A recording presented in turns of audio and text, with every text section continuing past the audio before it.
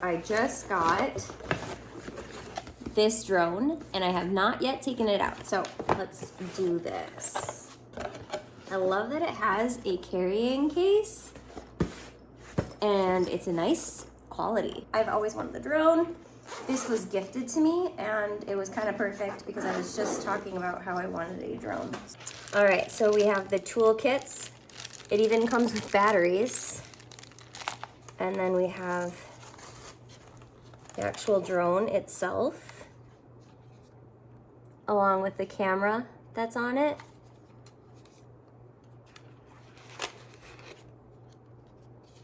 An extra, this is a battery pack.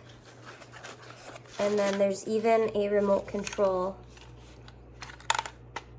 that you will put your phone in. I cannot wait. Oh, this is what the batteries are for that are in here.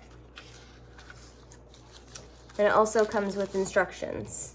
So it does say it's for 14 plus. Definitely gonna give this a try and continue this video. I just got back inside from flying my drone. I absolutely love it. The remote control, connecting it to your Wi-Fi, everything is fabulous.